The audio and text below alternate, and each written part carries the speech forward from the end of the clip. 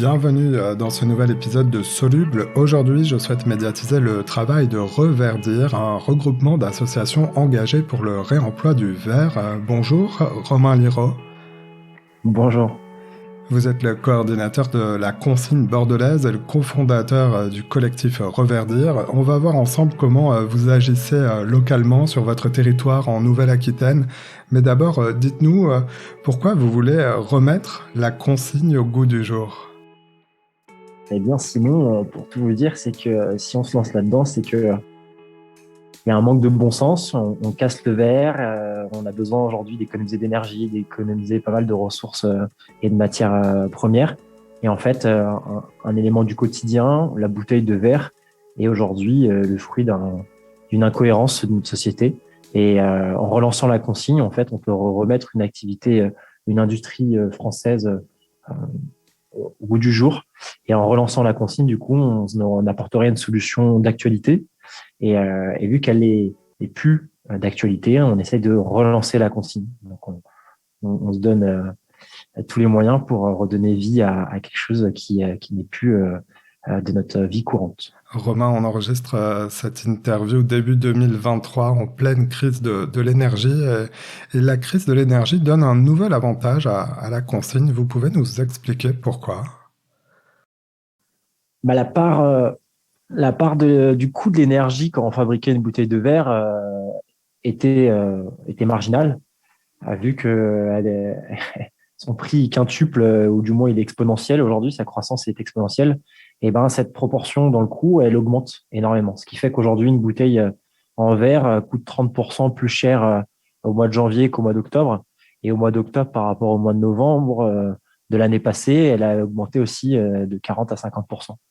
Donc, l'énergie aujourd'hui, c'est omniprésent. On en parle de plus en plus avec notre dépendance énergétique et notamment en France avec des réacteurs qui sont en panne, quoi, qui sont en berne.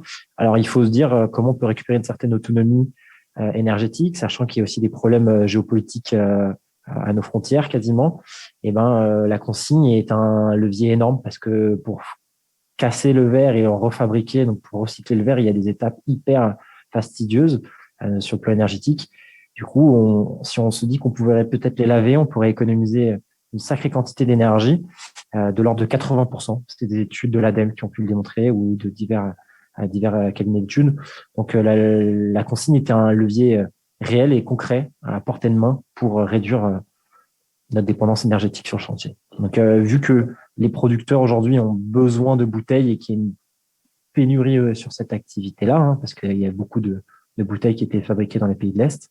Là, encore une fois, on a une dépendance sur l'énergie et les acteurs qui réalisent, qui nous fournissent cette énergie. Et ben, on peut apporter une solution sur la dépendance, l'autonomie des producteurs pour qu'ils puissent approvisionner de nouveau en local de bouteilles.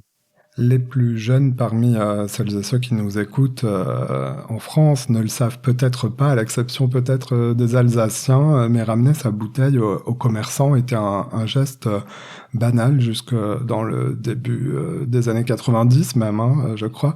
Qu'est-ce qu'il faut mettre en place pour revenir généraliser la consigne, pour revenir à ce système?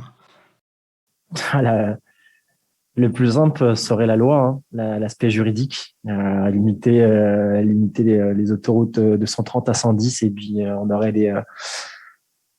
tout de suite des impacts qui seraient énormes. Et bah, de la même manière, si on légiférait, on rendrait obligatoire la consigne et le retour des bouteilles en verre, ferait qu'on aurait un volume massif naturellement à laver, à traiter, et ferait que derrière le geste et le geste quotidien, cette nouvelle habitude reviendrait au galop, quoi. Alors, c'est la loi climat en 2022, on avait beaucoup parlé. Et pour nos auditrices, nos auditeurs, le principe de la généralisation n'avait pas été adopté, sauf peut-être à l'horizon 2025. Alors, jeter dans les bacs de tri sélectif est l'un des gestes les plus adoptés par les Français en matière de recyclage. Et vous le dites, vous me le disiez un petit peu, le réemploi est plus vertueux que le recyclage, au moins sur le plan énergétique. Expliquez-moi pourquoi. En deux mots, on a fait des études en local ont démontré, et aussi sur le plan national, que le schéma conventionnel aujourd'hui du verre, qui est une fois que sa bouteille a été bue par le consommateur, elle est ramenée dans les bacs à verre, puis elle va être recyclée. Ça consomme, disons, 100 en eau et 100 SMS, 100 en gaz à effet de serre. Et ben, quand on fait la même étude, en comparant du coup l'analyse de cycle de vie de cette bouteille via le réemploi, à partir du moment où la bouteille elle a été rapportée dans un magasin, collectée, lavée, revendue à un producteur, on économise 80% d'énergie, il y a 80% presque des gaz à effet de serre qui sont à économiser aussi, et on consomme 30% d'eau en moins. Sur le plan environnemental, il n'y a pas photo. Sur le plan financier également, puisque plus on lavera de bouteilles, plus il y aura d'économies d'échelle. Et j'ai répondu à votre question, Simon, non? Oui, c'est très très clair, C'est ça? Romain, Ouais. merci. Et c'est justement là que vous intervenez. Reverdir intervient donc pour mettre en place une filière du réemploi du verre. Quelles sont les grandes étapes que parcourt le verre que vous traitez et vous êtes sur 3 départements? Ouais, 3, 4 départements. Alors, pour compléter ce que j'ai un peu dit avant, la consigne fait partie des mesures proposées par la Convention citoyenne pour le climat pour respecter les accords de Paris, qui sont aujourd'hui Mhm. difficilement atteignables. C'est un énorme levier, hein, on le dit. Alors, Reverdir propose quoi?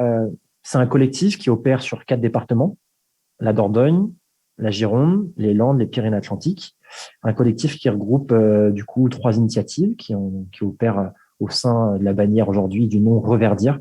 Reverdir va accompagner du coup les producteurs, les metteurs en marché de bière, de jus, de vin, à passer à la consigne. Il y a une transition à réaliser. Rapidement, on pourrait dire elle se cantonnerait au passage d'étiquettes qui puissent se laver à l'eau chaude, donc des étiquettes à colle lavable, et des bouteilles plus lourdes, plus résistantes et qui perdureraient dans le temps.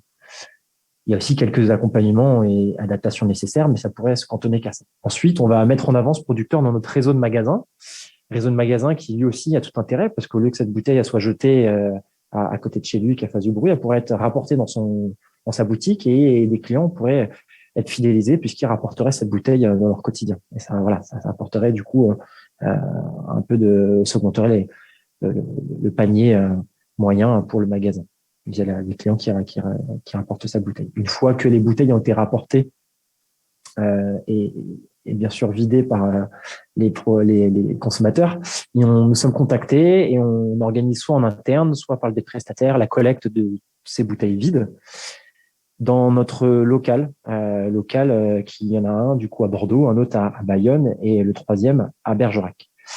Une fois que ces bouteilles ont été rapportées, on les trie par typologie, certes en fonction des bouteilles de bière, de vin, etc., mais aussi par couleur et par format.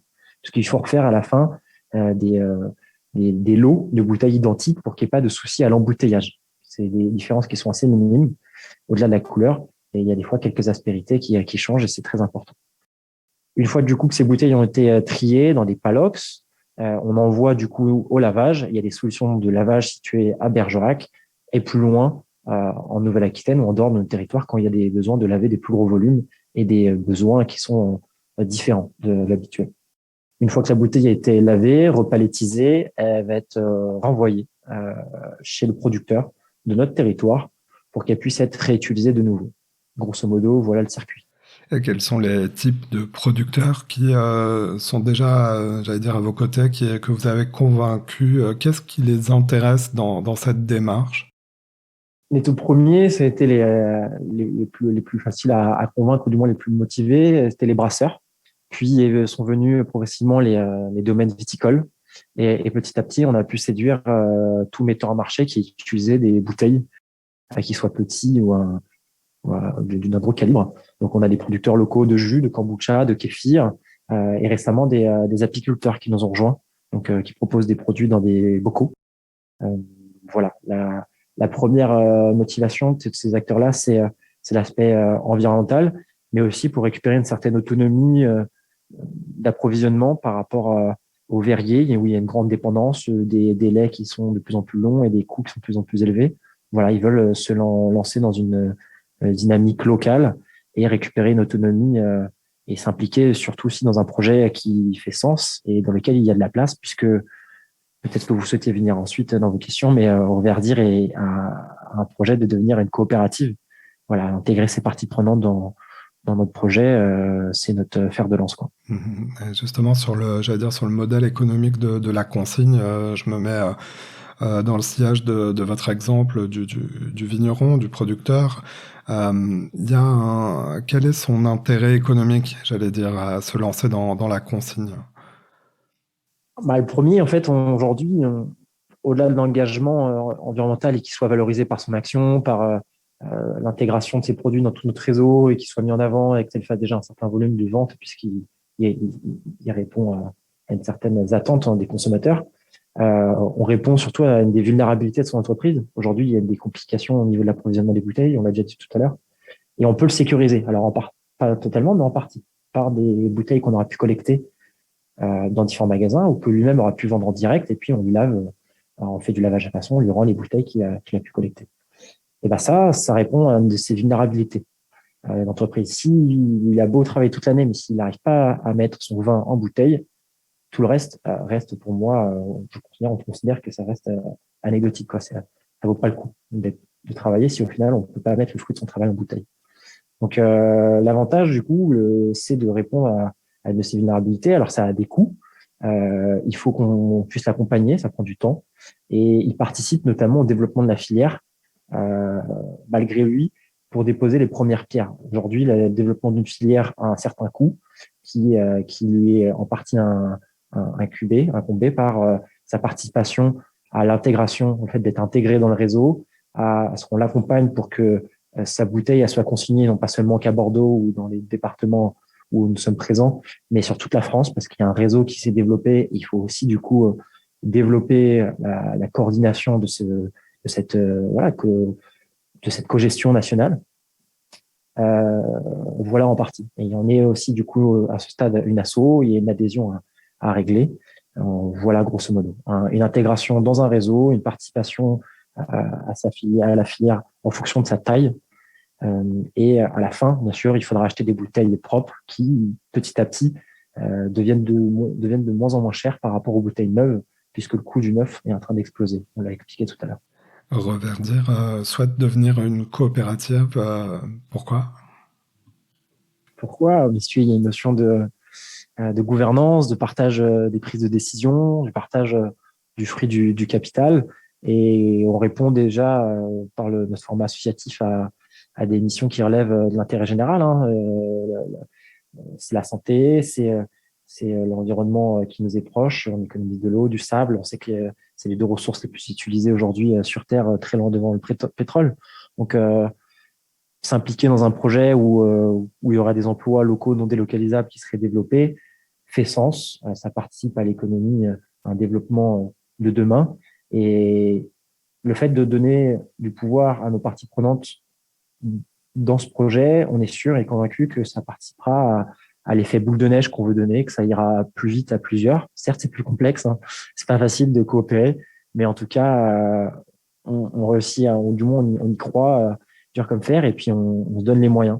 Et aujourd'hui, le fait est qu'on n'est pas loin de 100 adhérents professionnels dans notre réseau, peut attester de de cette croyance et du fait qu'on y croit.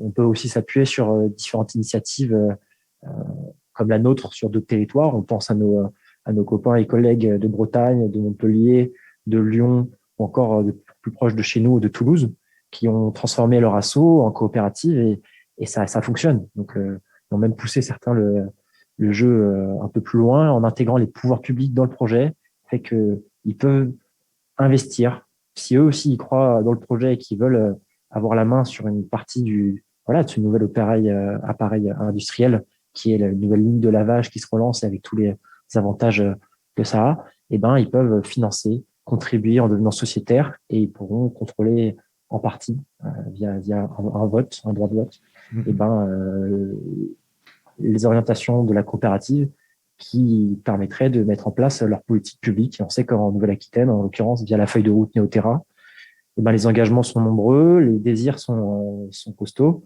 sur le fait de réduire, de s'engager sur des projets qui répondent à toute l'économie circulaire. La consigne est un sacré levier et on leur donne en tout cas la place pour pouvoir y prendre part. En Nouvelle-Aquitaine, il faut peut-être aussi concilier des intérêts qui sont parfois, en tout cas à ce que j'ai pu lire, jugés inconciliables. Certains vignerons indépendants, voire la quasi-totalité de la profession, en tout cas celle qui est représentée, qui s'exprime dans des associations professionnelles, c'était assez fortement opposé à la généralisation de la consigne. Si j'en parle, c'est pour évoquer deux freins qui m'apparaissent intéressants à dialoguer avec vous. Le frein qui serait la standardisation des bouteilles, c'est ce qui leur pose problème, et aussi l'étiquetage. Expliquez-moi pourquoi ça coince de ce côté-là, d'après vous. L'étiquetage,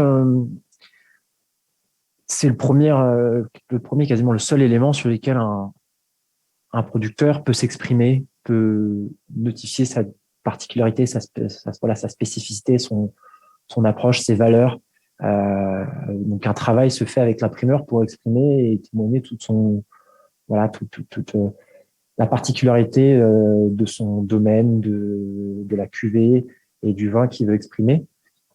Et effectivement, vient un cahier des charges qui est assez contraignant, quoique, et ben tout ce qui est artifice en termes de dorure, euh, beaucoup d'aplats de couleurs, de la sérigraphie, et ben c'est prohibé parce qu'au final, ça atténue la qualité du lavage. Et du coup, les bouteilles deviennent inutilisables puisque l'étiquette ne peut pas être décollée. Il faut du coup respecter un cahier des charges scrupuleusement et du coup, ça limite du coup voilà, tout ce qu'on a pu, les dorures et la sérigraphie en l'occurrence, euh, les vernis gonflants et tout tralala. Ça ne permet pas du coup de laver la bouteille. Et on sait que du coup, bah, on doit changer à certains graphismes. C'est pas facile, ça prend du temps et on demande déjà beaucoup d'adaptation au producteur. Il faut quand même y passer parce que derrière, on se rend compte que c'est pas tant que ça un argument qui va être retenu par le consommateur qui lui vraiment, sa priorité, va faire de la consigne un argument de choix. Si dans ses critères vraiment il veut quelque chose qui soit respectueux pardon de l'environnement, par le fait qu'elle soit de l'agriculture biologique, que ça soit des vins nature, et ben la consigne, c'est un nouvel argument. On sait quelle a été l'envolée de l'agriculture biologique dans le domaine viticole. Ça a mis du temps et aujourd'hui, bah, il y a une envolée énorme sur le marché, quoi. Donc, on comprend, il y a des freins, il faut être attentif et il faut être à l'écoute. On n'a pas la science infuse, il faut s'adapter. Pour les bouteilles, effectivement, il y a des formats, des centaines de formats rien que dans le Bordelais. Il faut réduire toutes ces spécificités qui au final se joue à quelques dizaines de grammes près, à une forme particulière. Mais la finalité, c'est quoi? C'est que si on a des formats qui sont si différents que ça, nous, derrière, on peut pas les traiter. Il faut qu'ils soient réduits à quelques-uns pour que ça réduise les coûts et qu'à la fin, du vin bordelais, qui était du coup embouteillé à Bordeaux, bien sûr, et expédié à Lille ou dans le nord-est dans le sud-est, pardon, de la France, du côté de la Provence, et ben que cette bouteille va puisse être lavée par nos homologues euh, en Provence et puis être revendu à quelqu'un qui va embouteiller du rosé derrière et puis ce qui sera revendu par la suite en Bretagne. S'il n'y a pas de cette standardisation, la diversité des bouteilles fera que le retour de la consigne n'est pas possible. Donc, c'est vrai, la consigne, du coup, réduit les spécificités qu'on retrouve vraiment, notamment dans le domaine des spiritueux, où les producteurs s'éclatent sur les étiquettes, la diversité des bouteilles. Sauf que ça, c'est pas, ça colle pas dans dans la consigne. Il faudra réduire, pardon, c'est déjà ça, cette patte artistique pour se dire qu'il faut revenir à l'essentiel, c'est consommer du produit et apprécier le fruit du travail du producteur. Et non pas s'exalter de cet artifice qui, au final, est hyper impactant sur le plan environnemental et économique. Voilà, ce qu'on veut, c'est consommer le produit, avoir des bouteilles et que ce schéma puisse être fait le plus nombreuses fois possible. Voilà. Je reste sur la bouteille de vin. Une question très concrète. Une bouteille de vin consignée, lavée, rentre donc dans le circuit de l'économie circulaire. Elle peut durer combien de fois? Ça dépend en fonction de la façon dont elle a été Elle a été utilisée. Il y a des chiffres qui tournent entre 5 et 50 fois. Déjà, dès la première rotation, dès que ça a été réutilisé une fois, les économies d'énergie et l'économie économique est conséquente.